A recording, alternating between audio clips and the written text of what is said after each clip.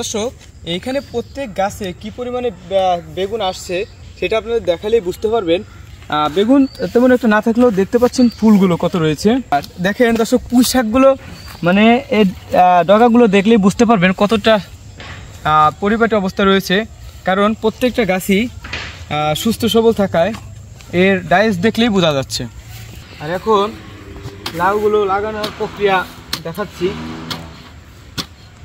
বীজগুলো পিঁপড়া বা ছোট পোকায় না খেতে পারে এবং পরবর্তীতে দ্রুত বেড়ে ওঠে। আপনারা চাইলে এটা বিভিন্ন বাজার টাজারে পাওয়া যায়। ভালো একটা ডায়মন্ড, এটা ডায়মন্ড সিড, সুন্দর বীজ হয়। আগে আমরা লাগিয়েছি এটা। আসসালামু আলাইকুম প্রিয় দর্শক, স্বাগত রংধনু এগ্রোর আরেকটি ভিডিওতে। দর্শক, এখানে বেগুন থেকে শুরু করে সাগরকলা, পেঁয়াজ, পুঁই শাক এবং লাউ ও শশা সবজি আবাদ করা হচ্ছে। তো এটা বলা যায় যে আমরা এটা বাণিজ্যিকভাবে চাষ করছি না, এটা হচ্ছে সম্পূর্ণ অর্গানিক পদ্ধতিতে বাড়িতে খাওয়ার জন্য এটা তৈরি করা হচ্ছে, যা পরবর্তীতে আমরা অর্গানিক অর্থাৎ ফরমালিন মুক্ত যে খাবারটা সেটা খাওয়ার জন্য আমরা এটা আবাদ করেছি। দর্শক, এইখানে প্রত্যেক গাছে কি পরিমাণে বেগুন আসছে সেটা আপনাদের দেখালেই বুঝতে পারবেন। বেগুন তেমন একটা না থাকলেও দেখতে পাচ্ছেন ফুলগুলো কত রয়েছে। আর এখানে আরেকটা বিষয় দেখায়, এই যে দেখেন যে ছত্রাকজনিত একটা রোগ আছে, এটাও হচ্ছে মোজাম্বিক ধরনের এক ধরনের ভাইরাসের দ্বারা হয়, যা একটা গাছের সংস্পর্শে এলে আর একটা গাছও আক্রান্ত হতে পারে। এভাবে এই গাছটা আমরা উঠিয়ে ফেলবো, এখান থেকে গাছটা সরিয়ে ফেলতে হবে, তা নাহলে এখানে যতগুলো গাছ রয়েছে সবগুলো গাছে ছড়িয়ে পড়বে রোগটি। আর দেখেন দর্শক, পুঁই শাকগুলো মানে এই ডগাগুলো দেখলেই বুঝতে পারবেন কতটা পরিপাটি অবস্থা রয়েছে, কারণ প্রত্যেকটা গাছই সুস্থ সবল থাকায় এর ডাইস দেখলেই বোঝা যাচ্ছে। দর্শক, আমরা এখন লাউ লাগানোর চেষ্টা করছি।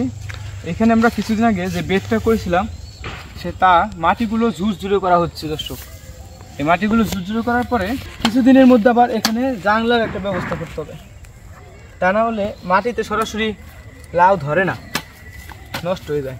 দর্শক, দেখতে পাচ্ছেন মাটিটা ঝুরঝুরি করা হচ্ছে। কিছুদিন আগে মাটিটা কেটে রাখছিলাম শুকানোর জন্য।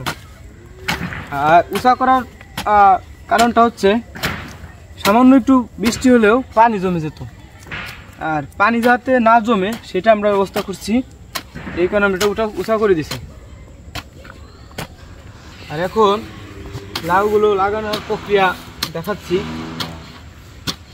সেগুলো না খাওয়ার জন্য আমরা বীজগুলোর সাথে দর্শক দেখালে বুঝতে পারবেন মেডিসিন দিয়ে নিয়ে এসেছি, যাতে বীজগুলো পিঁপড়া বা ছোটো পোকায় না খেতে পারে এবং পরবর্তীতে দ্রুত বেড়ে ওঠে। আপনারা চাইলে এটা বিভিন্ন বাজার টাজারে পাওয়া যায়।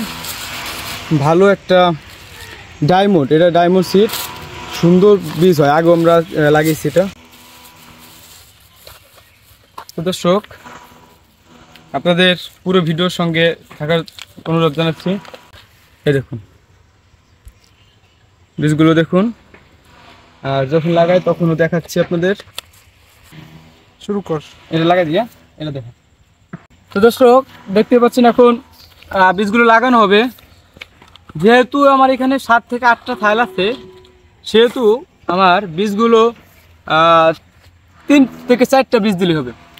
কোন নিয়মে লাগানোর সিস্টেম আপনার দেখায়, এটা হচ্ছে লাউয়ের বীজের মাথা, অর্থাৎ এখান থেকে গাছগুলো বেরোবে, এটা থাকবে নিচের দিকে আর বাকিটা উপরের দিকে, নিচ থেকে গাছ বেরোবে।